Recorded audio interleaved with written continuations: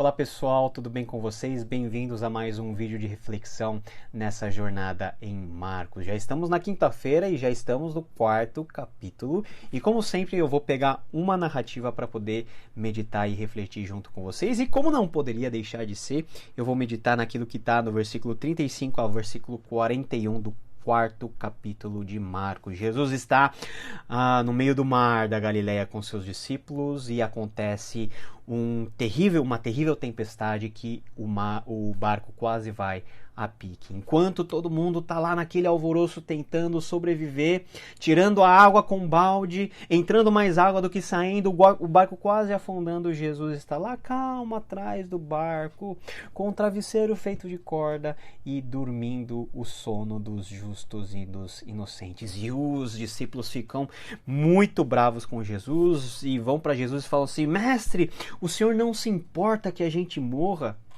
Vem ajudar a gente. E Jesus tranquilamente olha de uma maneira muito elegante, vai até a frente do barco, levanta a sua mão e repreende o mar, o vento e a tempestade, dizendo: acalme-se, fique quieto. E a palavra diz que o vento se aquietou e tudo ficou bem calmo.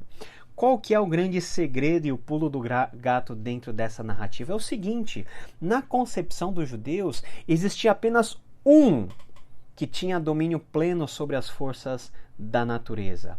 Quem é? Deus. Somente Deus, como Criador e sustentador de todas as coisas, poderia ordenar que a tempestade acontecesse e essa tempestade também cessasse. E foi um espanto muito grande os discípulos olharem para Jesus, um simples humano, que eles viram fazer muitos milagres, mas um milagre de acalmar a tempestade era um milagre que estava fora de cogitação acontecer por meio de um ser humano. Mas por duas frases que Jesus fala: acalme-se e fique quieto, tudo ficou calmo. E os discípulos ficaram com medo.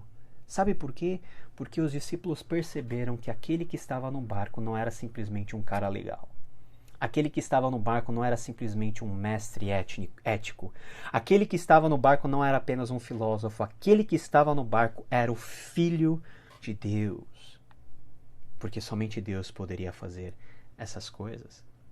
E a partir desse momento, eles olham para entre si e perguntam. A pergunta existencial, a pergunta mais importante que você pode fazer na sua vida: quem é este que até o vento e o mar lhe obedece?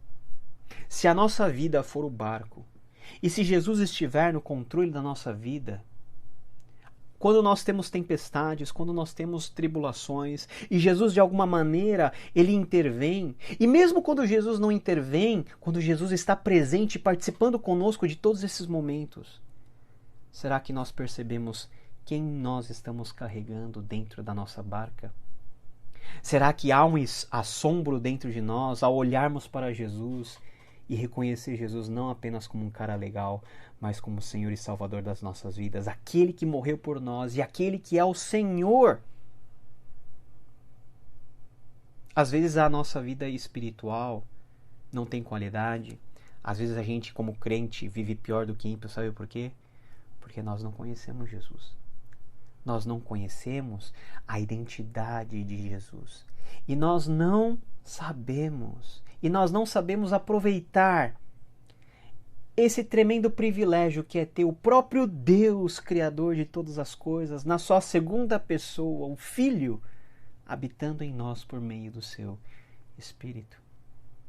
Foi justamente nos momentos de maior crise e tribulação que os discípulos tiveram um encontro com o real Jesus. E nós estamos vivendo em uma situação de crise, de calamidade, de tribulação.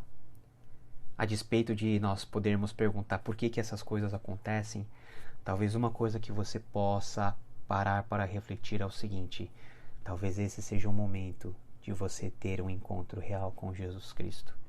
Não o Jesus Cristo que você carrega no bolso, não o Jesus Cristo que faz você ter a carteirinha da igreja de membro, não o Jesus Cristo que vem só nos momentos para te abençoar, mas o Jesus Cristo que você possa olhar para ele e dizer: quem é esse? Ele é o meu Senhor, ele é o meu Salvador. Uma palavra de Jesus acalmou a tempestade E essa mesma palavra de Jesus pode acalmar as aflições que tem no seu, no meu e no nosso coração. Vamos ler esse capítulo, pessoal, esse 4º capítulo, refletir, meditar e olharmos para Jesus, aquele que é o nosso capitão, aquele que está no controle real da situação. Se nós conhecermos Ele, a nossa vida muda. Que Deus te abençoe e até amanhã.